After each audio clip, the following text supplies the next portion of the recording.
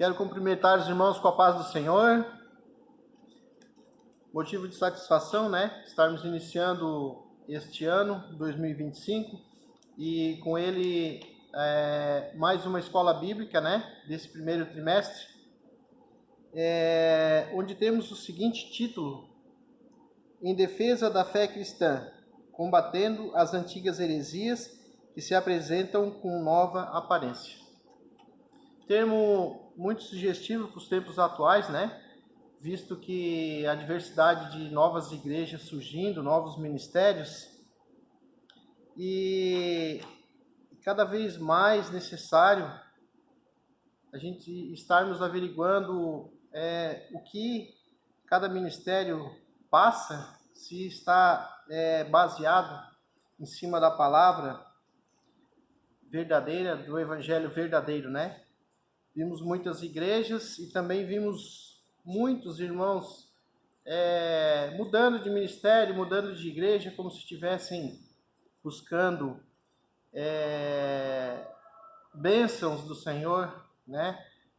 Por um lado, é ruim que a pessoa não se firma ou não tenta aprender, mas por outro lado, aqueles que têm a oportunidade de ver que estão no lugar errado e vão para o ministério correto, é bênção, porque eles entenderam a verdadeira mensagem do Evangelho. Amém, irmãos? Então, nós, sem perda de tempo, nós vamos lecionar hoje, de maneira rápida e objetiva, a lição de número 1 e a lição de número 2. Vamos ser bem breve, bem objetivos, né? A exemplo do ano passado, nós vamos fazer as primeiras lições por videoaula, né? Para que de certa maneira a gente consiga alcançar aqueles irmãos que durante esse período de férias, período que muitos viajam para os seus familiares em outras cidades, em outras regiões, né? Para que isso também possa ser alcançado e a gente não perca nada também do conteúdo desse trimestre. Amém? Então, nós temos a nossa primeira lição, que ela tem como título: Quando as heresias ameaçam a unidade da igreja, né? Nós temos o texto áureo aqui que diz assim: Amados, procurando eu escrever-vos com toda a diligência acerca da comum salvação, tive por necessidade de escrever-vos e exortai-vos a batalhar pela fé que uma vez foi dada aos santos. Está lá em Judas capítulo 3, né? A verdade prática, nós vamos, depois ao longo da lição, dessa primeira lição, nós vamos rever ele de novo, né? A verdade prática diz assim: as heresias são crenças e práticas contrárias ao pensamento bíblico que distorcem os pontos principais da doutrina bíblica. A leitura bíblica em classe nós não vamos ler, até pelo pouco tempo que temos, né?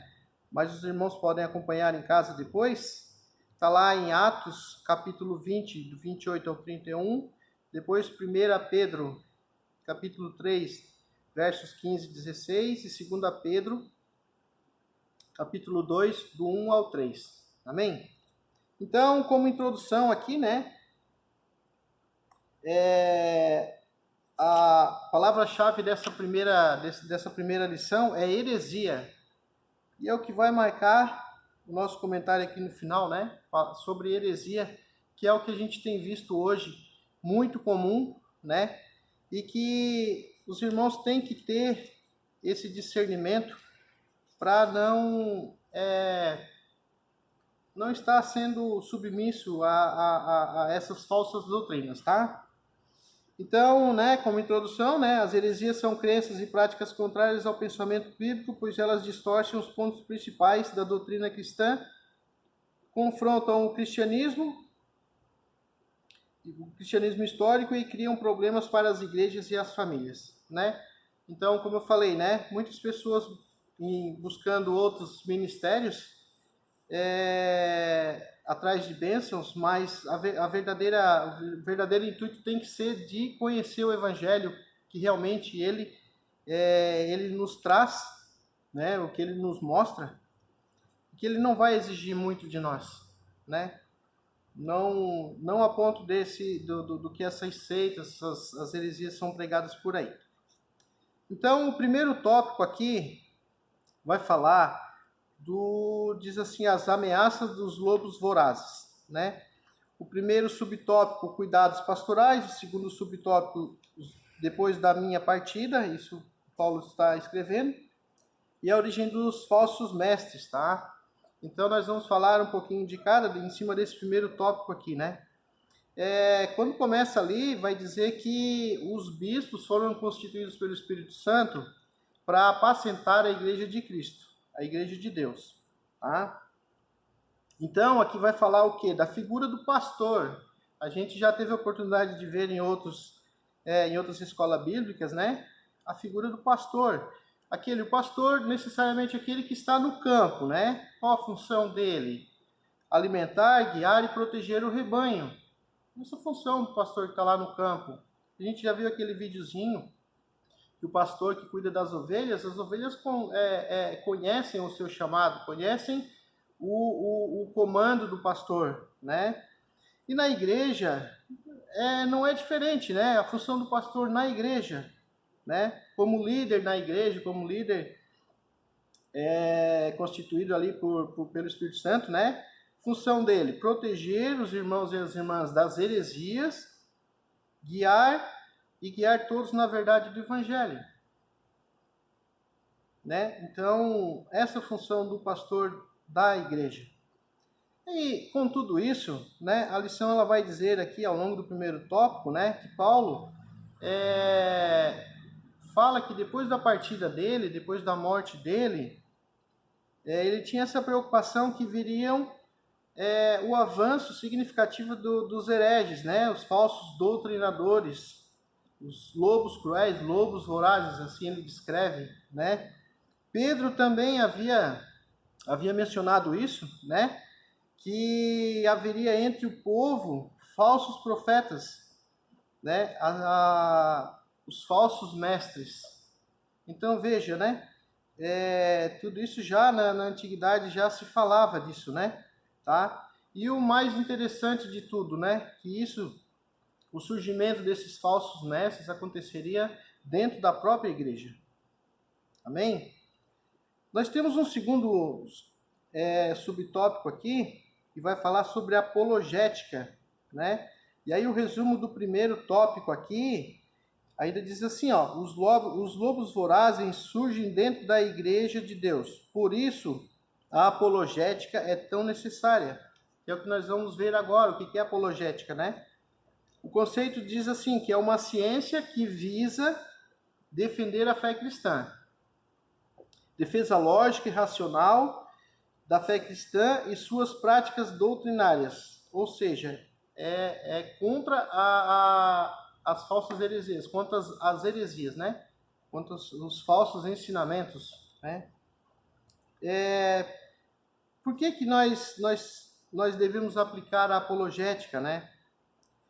De maneira a combater as heresias para a defesa própria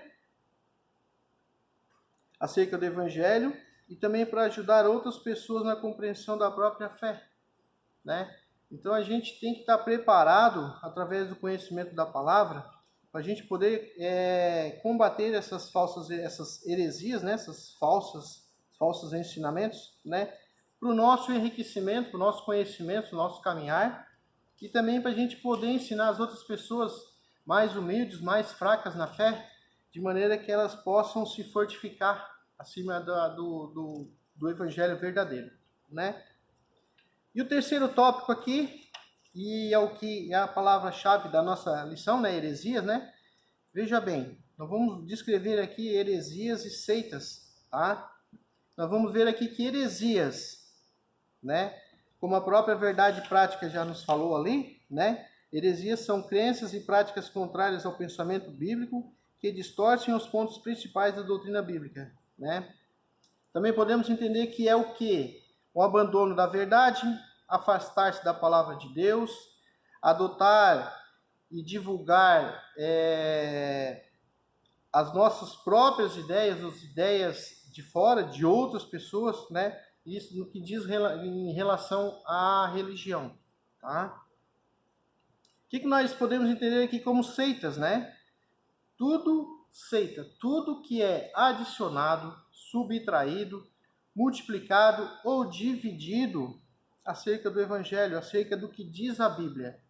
Tudo isso que modifica, acrescenta, diminui, divide, podemos considerar como uma seita. Tá?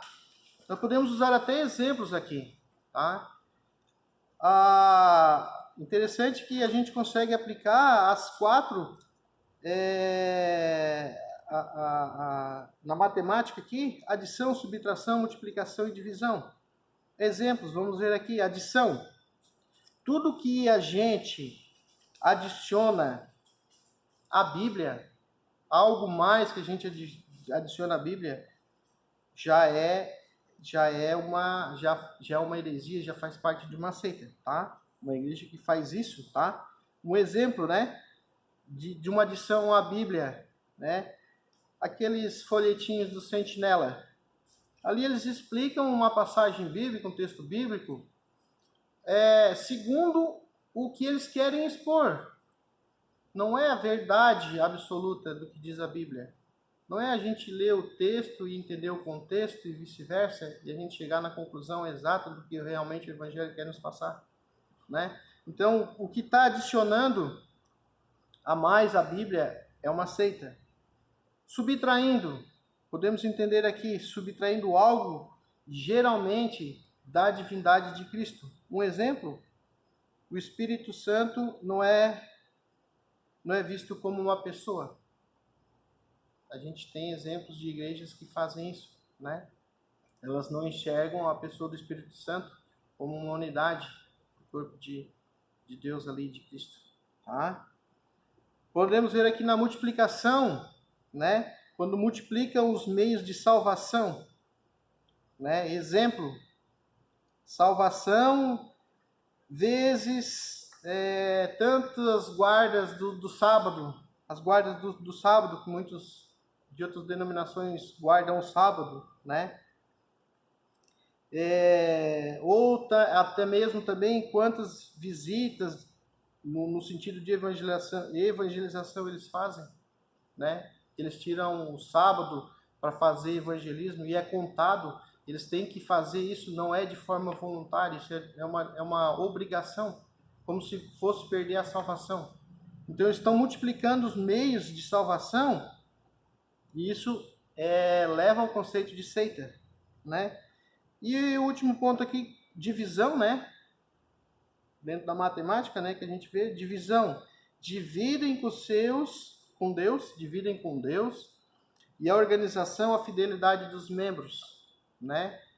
Onde eles dizem assim, você tem que ser fiel a Deus na mesma proporção que você é a nossa organização. Estão dividindo Deus com outras maneiras para alcançar a salvação atrás dela.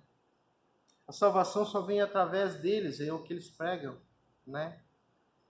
Então, veja bem, né, um exemplo claro, né, de que a gente tem que se afastar dessas seitas, né? Como concluindo aqui, né, essa primeira lição, né, devemos combater as heresias com o nosso próprio conhecimento bíblico, né? Se a gente tem dúvida, a gente consulta o pastor, a gente consulta os obreiros mais velhos, a gente ora para o Espírito Santo dar entendimento. Isso é o que a gente tem que fazer. Isso é um dever nosso, nós sabemos a veracidade das Escrituras, né? E a gente poder contribuir para combater essas falsas heresias. Amém? Nós vamos agora para a segunda lição, né? Que ela vai nos dizer assim: somos cristãos. Esse é o conteúdo da segunda lição, né? Somos cristãos. O texto áureo vai nos dizer que, pelo que julgo, que não se deve perturbar aqueles que dentre os gentios que se convertem a Deus. E a verdade prática, o cristianismo é uma religião de relacionamento pessoal com Cristo ressuscitado e não um conjunto de regras e ritos. A leitura clássica bíblica, né? Os irmãos podem acompanhar em casa depois. Gálatas 2, do 1 ao 9 e depois o verso 14. A introdução vai nos dizer, né, que a igreja herdou dos judeus muitas ideias e práticas no campo teológico e ético, tá? Visto que a jornada da história da igreja começou em Jerusalém, no dia de Pentecostes, numa comunidade judaica. Esses pontos de interseção levaram alguns a confundir a lei de Moisés, a lei mosaica, né, com a graça. Então, aqui nessa lição, né, o Gálatas 2, ele vai falar sobre o debate que mostra um limite entre o judaísmo e o cristianismo, onde os apóstolos, principalmente Paulo, tiveram muita dificuldade de mostrar isso aos judaizantes. Tá? A palavra-chave dessa segunda lição, né, é evangelho. E nós vamos falar sobre o judaizante, né? O que é o judaizante, a prática deles, né? Tá? Então nós temos aqui o primeiro tópico, né, que vai dizer assim: prevenindo-se contra a tendência judaizante, tá? Daí começa aqui com o primeiro subtópico aqui que vai dizer subindo outra vez a Jerusalém. Paulo está escrevendo, né? Depois o objetivo da reunião e Tito e a circuncisão. O que vai dizer aqui? Vai dizer que Paulo visita pela segunda vez a região de Jerusalém, né? Através de uma revelação divina, né? Ele levou com ele junto, tá? Levou junto Barnabé e Tito. E a princípio, tudo indicou ali que eles levavam donativos aos irmãos pobres lá da Judéia. Aproveitando a ocasião que ele estava lá, ele aproveitou para expor o evangelho que vinha pregando há 14 anos aos gentios. Isso tudo através da direção de Deus. Tudo através da direção. Aí diz assim também que nessa reunião, os judaizantes acerca da lei de Moisés confrontaram Paulo, né? Por que isso aconteceu, né? Porque diante da presença lá de Paulo, como estava Barnabé e Tito, né? Barnabé era judeu e era circuncidado. Tito, grego, não era circuncidado.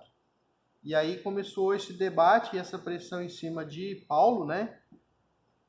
Então, porque os judaizantes eles queriam que Tito fosse circuncidado, né? Então, veja, Paulo ficou numa situação difícil porque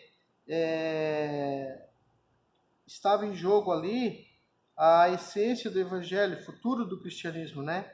Então, diz assim a lição também que Paulo não cedeu e expôs que a salvação não dependia da circuncisão. E que os não-judeus não precisavam da circuncisão, senão estaria comprometendo, né, como eu disse aqui, a essência do evangelho e futuro do cristianismo. Então houve esse debate, mas Paulo não cedeu, explicou de maneira que o pessoal pudesse ter esse entendimento. O tópico 2 aqui fala que tem como tema tendência judaizante no início da igreja. Vai dizer aqui que lá no início da igreja como é que era, né? Então, começa assim o texto dizendo que Paulo, ao retornar dessa segunda viagem, ele ficou sabendo que os irmãos lá da Galácia haviam trocado o evangelho. Aí já estavam fazendo outro evangelho diferente daquilo que foi pregado, né? Mas por conta do quê? Por conta porque foram influenciados pelo judaísmo dos falsos mestres. Então Paulo até ficou extremamente descontente, e o texto até ele vai nos ajudar aqui, que nos diz assim, ó, em Gálatas 6, Gálatas 1:6, diz assim, ó, descontentamento de Paulo, né?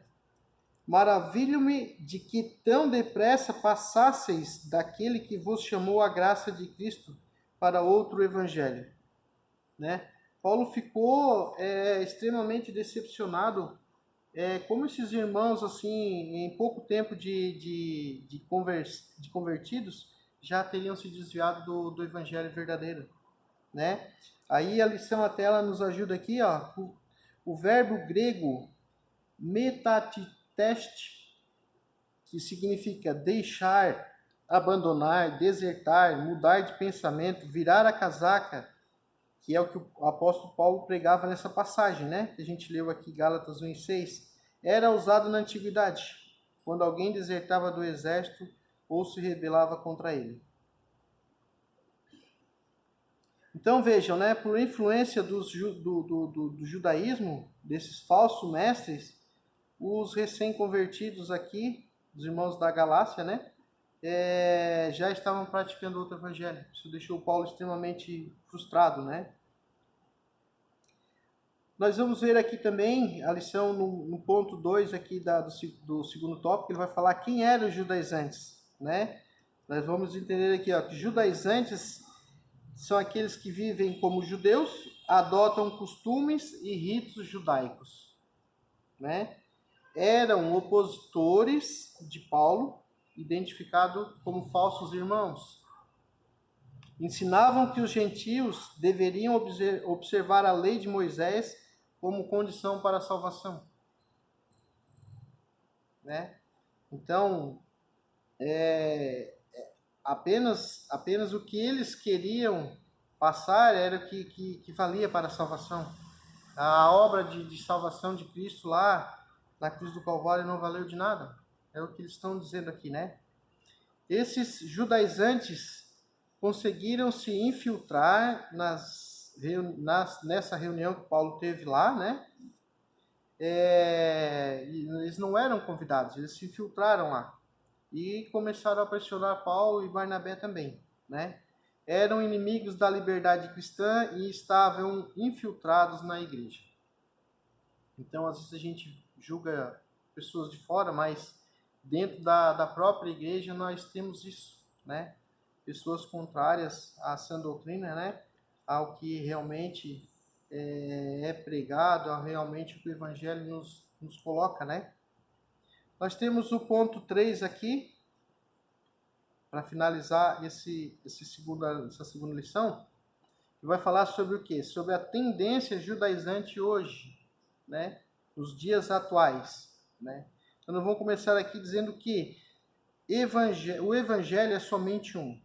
Não existe dois evangelhos. Paulo pregava aos gentios, os não-judeus, né? O evangelho da incircuncisão. Pedro pregava aos judeus o evangelho da circuncisão.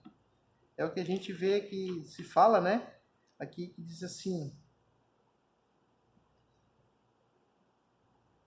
o evangelho de Pedro e de Paulo, também chamado respectivamente de evangelho da circuncisão e da incircuncisão, são meras formas apresentadas, pois o conteúdo é o mesmo. A mensagem é a mesma. O que está diferenciando aqui o fato de ser circuncidado ou não, né?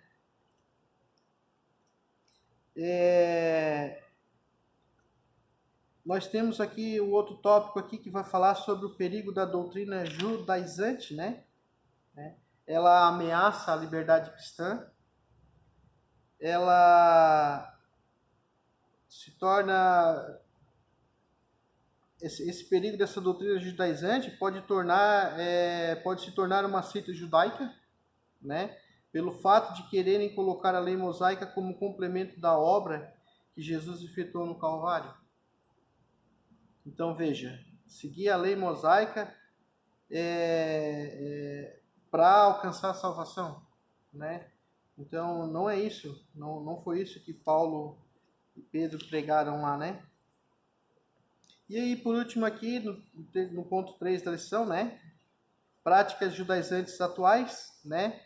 A gente vai ver e vai relacionar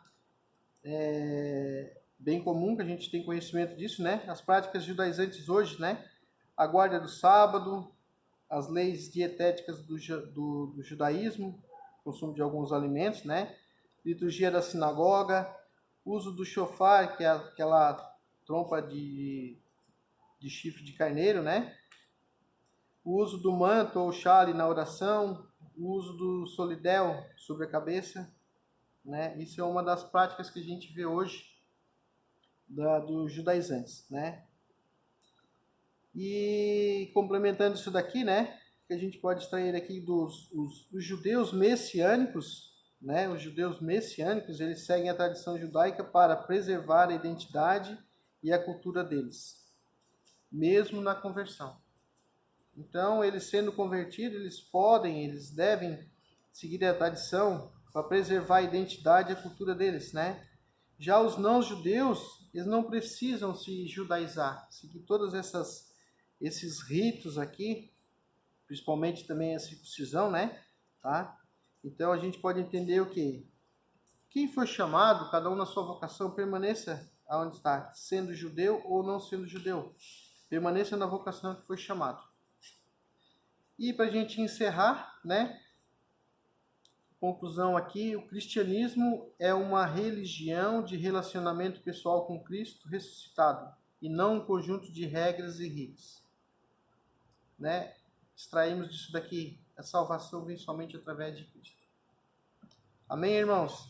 Então que cada um que tem acesso às lições possa acompanhar de casa, né? Tá? E que a gente possa dar sequência nas demais lições ao longo do ano, através das videoaulas, né? Agradeço a compreensão dos irmãos e o entendimento aí. Deus abençoe.